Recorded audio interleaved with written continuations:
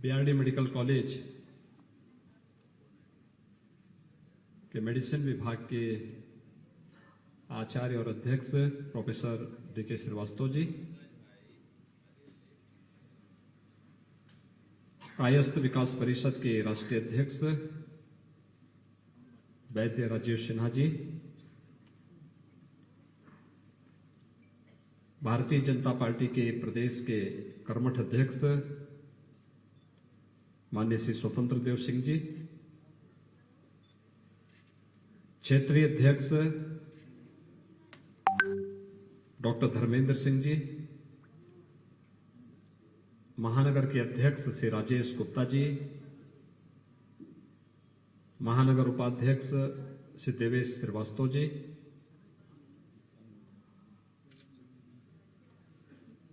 दीनदयाल उपाध्याय गोरखपुर विश्वविद्यालय के पूर्व विभाग अध्यक्ष प्रोफेसर आरसी श्रीवास्तव जी,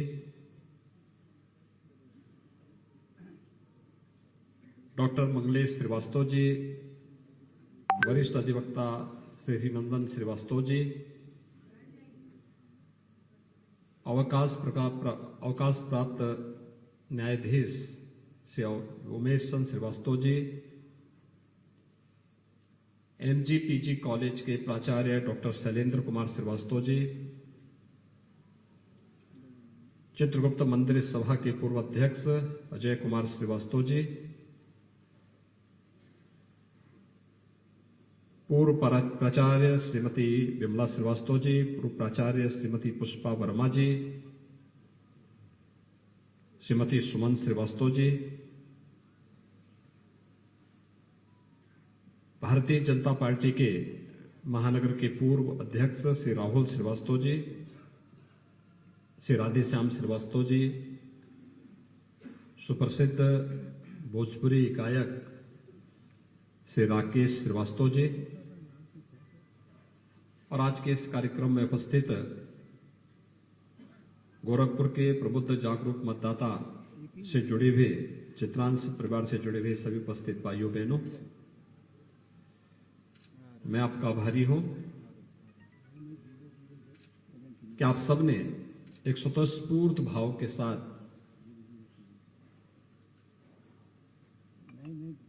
अपनी स्वयं की जवाबदेही मानते हुए उत्तर प्रदेश के विकास, समृद्धि और खुशहाली के लिए आज एक कार्यक्रम यहां पर आयोजित किया है। वैसे भी जो बात यहां पर राहुल जी ने, वैद्य राजीव सिन्हा जी ने, प्रोफेसर आरसी श्रीवास्तव जी ने अपने उद्बोधन में बताया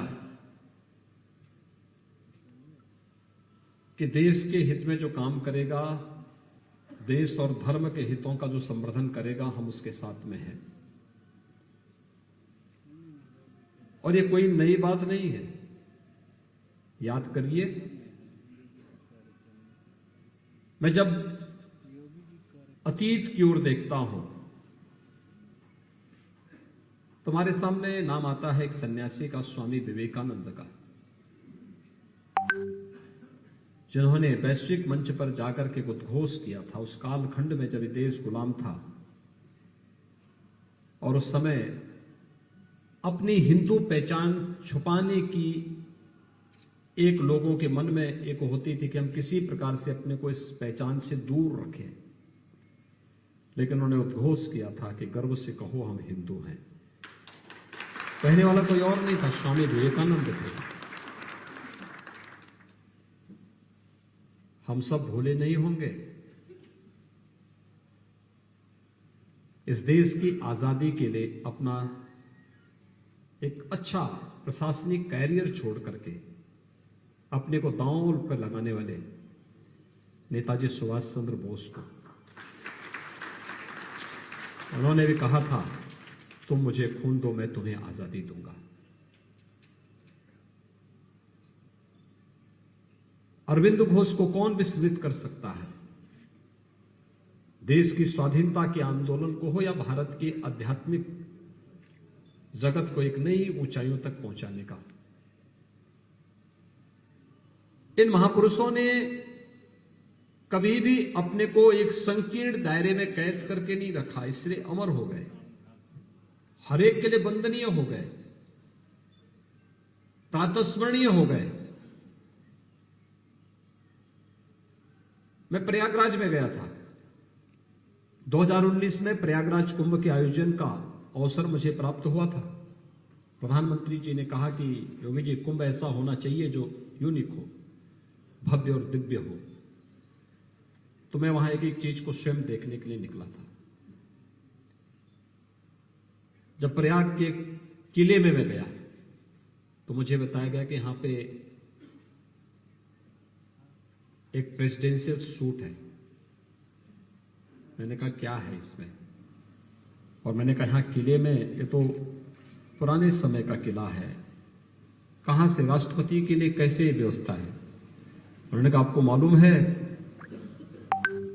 कुंभ के साथ साथ हर वर्ष माघ मेले में कल्पवास के लिए यहां पर पूर्व राष्ट्रपति डॉक्टर राजेंद्र प्रसाद जी आया करते थे।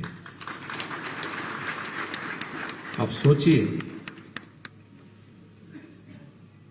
देश के संविधान सभा के अध्यक्ष के रूप में उनके योगदान को, और संविधान सभा के अध्यक्ष के बाद जब भारत के राष्ट्रपति बने,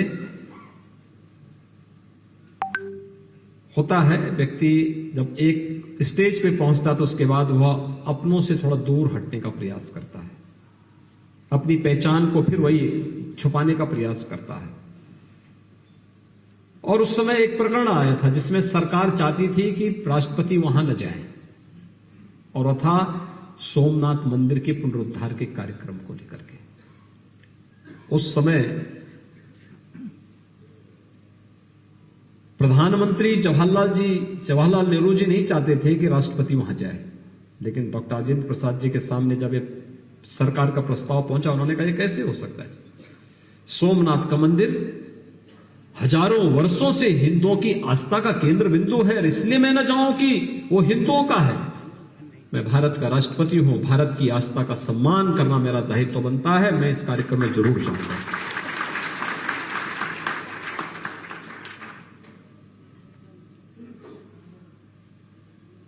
डॉक्टर राजेंद्र प्रसाद जी उस कार्यक्रम में गए थे।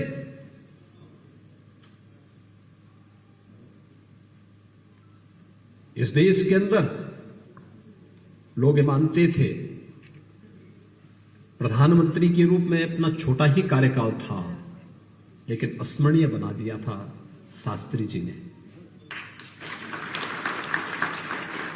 याद करिए, एक तरफ पाकिस्तान का हमला 1962 में भारत और चीन के युद्ध के बाद पाकिस्तान उस अवसर की तलाश में था कि भारत को कमजोर करके हम भारत को कैसे परास्त करें। उसने हमला किया, लेकिन शास्त्री जी के नेतृत्व में देश तब तक खड़ा हो चुका था। पाकिस्तान को बुरी शिक्कत देने के साथ ही जब अमेरिका ने प्रतिबंध लगाया तो उन्होंने जय जवान जय किसान का नारा भी दिया। याद करिए, शास्त्री जी कब चले गए, लेकिन नारा अमर हो गया, शास्त्री जी की तरह अमर हो गया। और इसीलिए जब उत्तर प्रदेश के अंदर ये बात आई कि हम लोग पहला अपना लॉ यूनिवर्सिटी में बनानी है, प्रयागराज में राष्ट्रपति जी आए थे आज से 6 महीने पहले।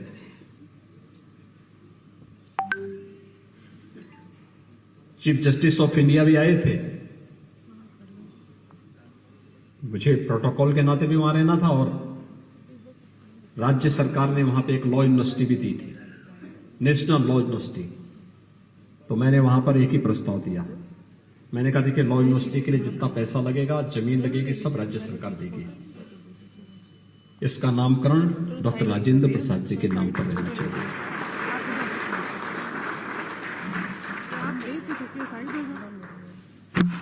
क्योंकि इन महापुरुषों ने अपने लिए नहीं जिया, उनका जीवन देश के लिए था, समाज के लिए था।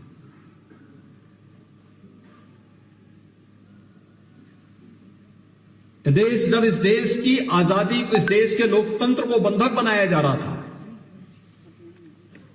तब बिहार के गांव से निकले थे जयप्रकाश जी। जयप्रकाश नारायण ने उस समय देश के लोकतंत्र को बचाने के लिए, तानाशाही को समाप्त करने के लिए पूरे देश के अंदर लोकतांत्रिक तरीके से जिस प्रकार के आंदोलन को आगे बढ़ाया था, इस देश का लोकतंत्र बच पाया था। ये जिन महापुरुषों का नाम मैंने आपके सामने लिया, से किसी व्यक्ति ने अपने परिवार के बारे में कुछ किया? जो कुछ भी किया देश के लिए किया, आने वाली पीढ़ी के भविष्य के लिए किया, इस राष्ट्र के लिए किया। और उसी का परिणाम है कि इन महापुरुषों का नाम देश में हमेशा के लिए अमर हो गया। किसी व्यक्ति, किसी पार्टी, किसी सरकार के नाम लेने देने से नहीं, ये जनमानस के श्वास श्वास में नाम बसते हैं। हर व्यक्ति श्रद्धा और सम्मान के साथ इन नामों को लेकर के आगे बढ़ता है।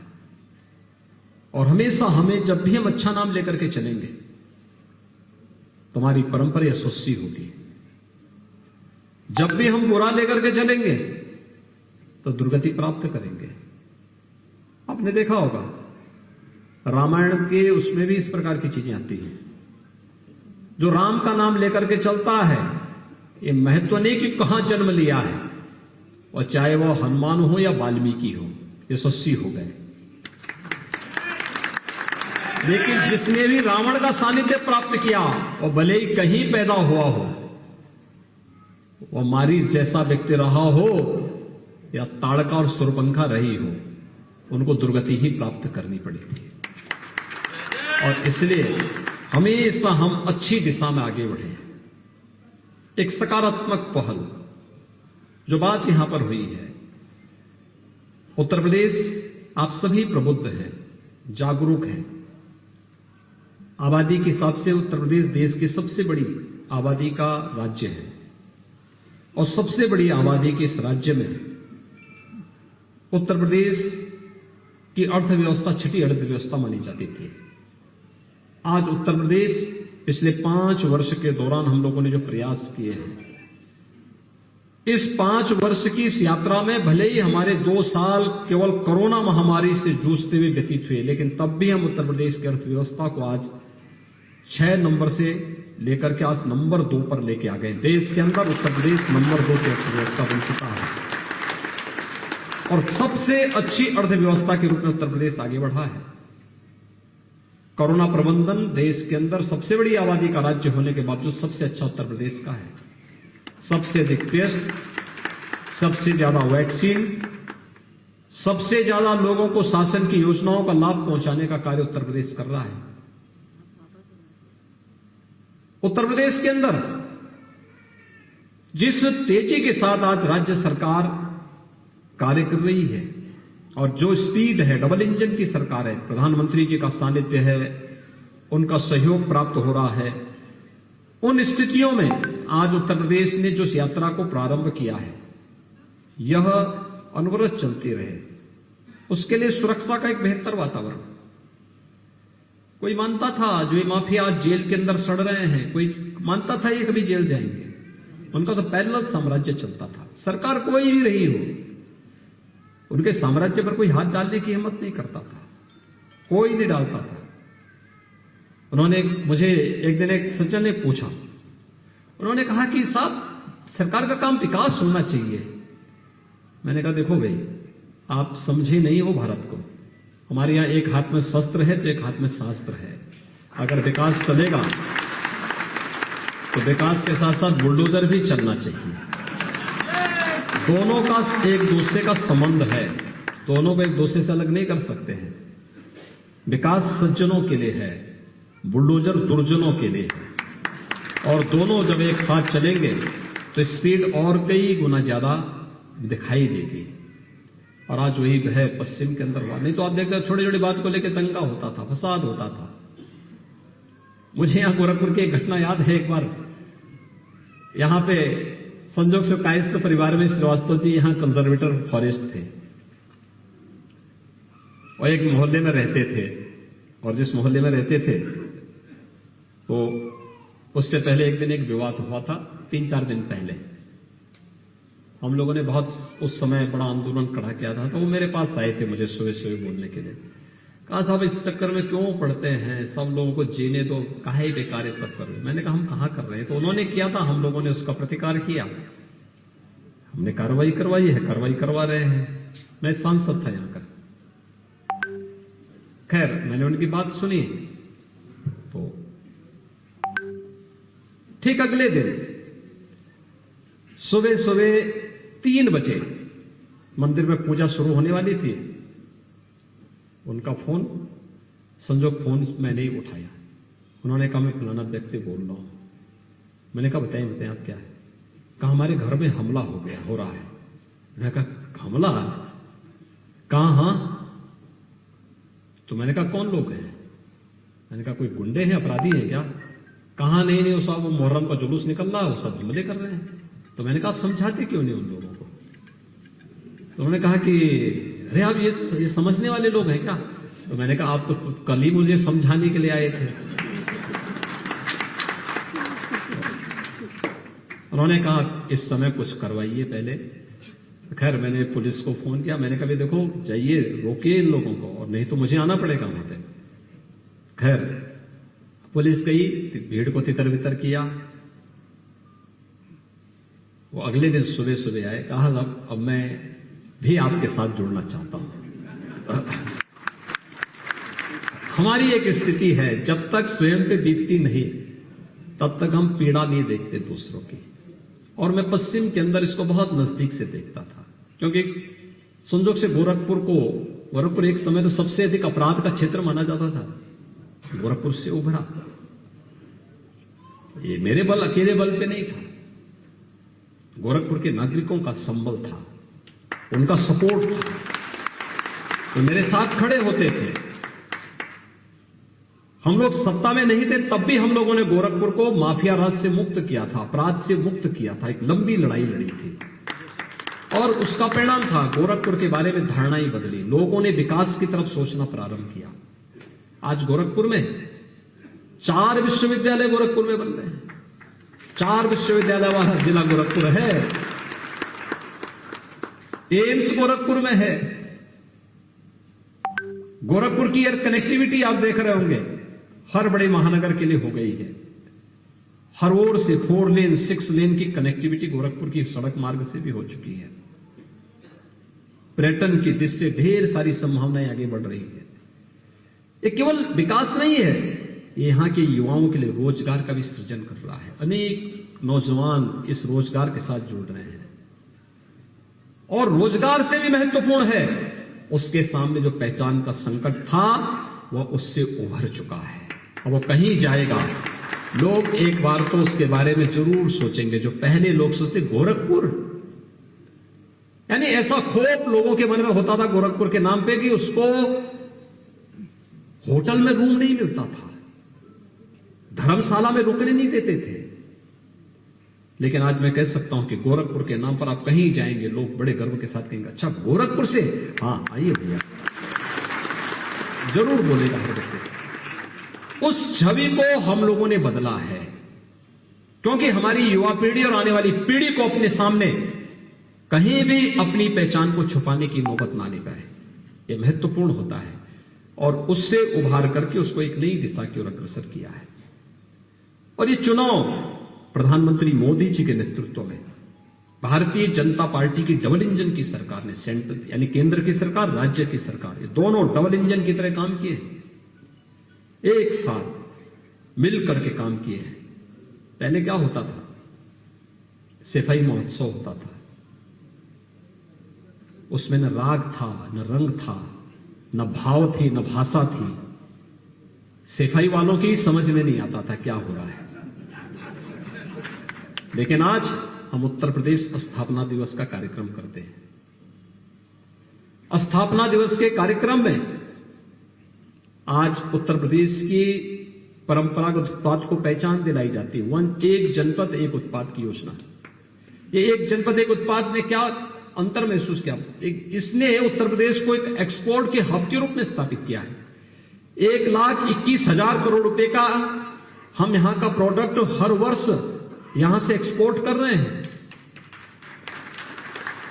राज्य की अर्थव्यवस्था पर इसका असर पड़ता है, रोजगार पर इसका प्रभाव पड़ता है।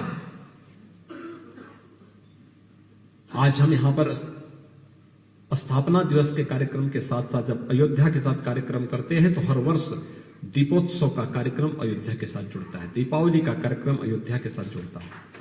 कौन ऐसा भारतीय होगा जिसने अयोध्या की दीपावली के दिन जो अभिभूत न हुआ हो? जब मथुरा वृंदावन का रंगोत्सव मनाया जाता है, कौन ऐसा भारतीय होगा जो उसके साथ अपने भाव न जोड़ता हो? जब काशी का देव दीपावली आता है, हम लोगों ने उस महोत्सव को उसके साथ जोड़ा है। हमने महोत्सव को केवल अपने स्वयं की तुष्टि का माध्यम नहीं बनने दिया। प्रदेश को, हमारे जनपद को एक पहचान मिले उससे।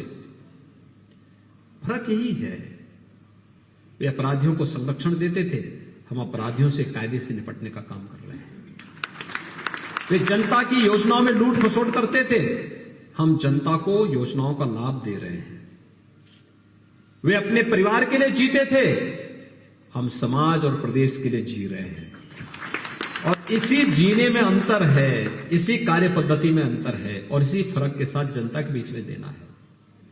गोरखपुर महानगर के अंदर मैं आपको बताऊं, समाजवादी पार्टी की सरकार के समय उत्तर प्रदेश में 5 साल में 18,000 मकान स्वीकृत हुए थे। कितना? 18,000। और भाइयों बहनों, अकेले गोरखपुर महानगर में हम लोगों ने गोरखपुर महानगर के अंदर 32,000 मकान इस दौरान 5 वर्ष में बनाए। गोरखपुर महानगर के अंदर, पूरे प्रदेश के अंदर मैं गिनूंगा तो यह संख्या है 43,50,000 से अधिक। कोई तुलना है? 18,000 एक तरफ है और 43,50,000 दूसरी तरफ है। सरकार वही, नाम वही, चेहरे बदले, तंत्र वही, प्रदेश वही, और कार्य में कितना गुना अंतर आ गया। पहले बिजली नहीं मिलती थी गोरखपुर में, हम तो सड़कों पे आंदोलन करते थे। और सपा बसपा की चलती ना तो गोरखपुर का बीआरडी मेडिकल कॉलेज पहिया इस पे होता तो इसको निकाल करके भी लेके चले गए होते गोरखपुर से। ये भी नहीं बचता, जर्जर था। बंद कब हो जाए? डॉक्टर यहां पे हमारे श्रीवास्तव जी यहां पर बैठे हुए हैं, यानी कब बंद हो जाए? डॉक्टर डीके श्रीवास्तव इसके उदाहरण है। कब बंद हो जाए कोई भरोसा नहीं था, कोई भरोसा नहीं था। कब बंद हो जाए, कब क्या हो जाए, कोई वो नहीं था। लेकिन आज यही बीआरडी मेडिकल कॉलेज कोरोना कालखंड में हजारों लोगों के जीवन को बचाया है, हजारों लोगों के जीवन को बचाया है। नया सुपर स्पेशलिटी ब्लॉक बन चुका है। इंसेफ्लाइटिस से मरने वाले 1,500 से 2,000 बच्चों की जान को बचाया है हर वर्ष। आज मौत जीरो पे आ गया है, जीरो पे। इंसेफ्लाइटिस समाप्त। जो काम 50 वर्ष में नहीं हो पाया, 5 वर्ष के अंदर कर दिया गया। ये परिवर्तन है, ये परिवर्तन है। ये सुरक्षा का, ये विकास का, गरीब कल्याण का ये कार्य थमना नहीं चाहिए। ये स्पीड और अच्छे ढंग से आगे बढ़नी चाहिए। इस दिशा से एक राष्ट्रीय सोच की सरकार इस प्रदेश के अंदर रहनी ही चाहिए, या आगे बढ़नी ही चाहिए। यह हर एक जागरूक मतदाता का दायित्व बनता है और उस जागरूकता के अभियान के साथ जोड़ने के लिए आज आप सबने यह कार्यक्रम किया है। मैं आयोजकों को हृदय से धन्यवाद देता हूं और खासतौर पर जो भी हमारे यहां पर मेरे ज्यादातर परिचित हैं, मैं उन सब का हृदय से धन्यवाद करता हूं कि उन्होंने इस कार्यक्रम को यहां पर आयोजित किया है। आयोजन मोहल्ले मोहल्ले, वार्ड वार्ड और अलग अलग क्षेत्रों में भी आयोजित करते हुए हम प्रत्येक व्यक्ति को इस अभियान के साथ जोड़े, क्योंकि जब जनता आगे होती है, समाज आगे होता है, सरकार पीछे होती है, तो वह सही नेतृत्व होता है, तब दिशा सही होती है। और स्वावलंबन का नेतृत्व होता है, स्वतःस्फूर्त भाव के साथ चलने वाला नेतृत्व होता है। और मैं चाहता हूं कि चुनाव समाज आगे चले, पार्टियां पीछे उसको फॉलो करें। समाज आगे चले, बताएं ये मुद्दे थे, इन मुद्दों पर ये खरे उतरे हैं, इसलिए हम इसको सपोर्ट कर रहे हैं। और आप देखना एकदम लोकतंत्र की भावना जीवंत होती हुई दिखाई देगी, और उस जीवंतता के लिए आप सभी लोग लगेंगे। इस विश्वास के साथ प्राण प्रण से एक एक मोहल्ले में, एक एक वार्ड में जाकर के इस कार्यक्रम को आगे बढ़ाने का कार्य करेंगे। आप लोगों से मैं समय समय पर संवाद बनाऊंगा। आप सबका मैं एक बार फिर से हृदय से धन्यवाद ज्ञापित करता हूं। धन्यवाद। जय हिंद, जय श्री राम। सभी को प्राप्त हुआ महाराज जी।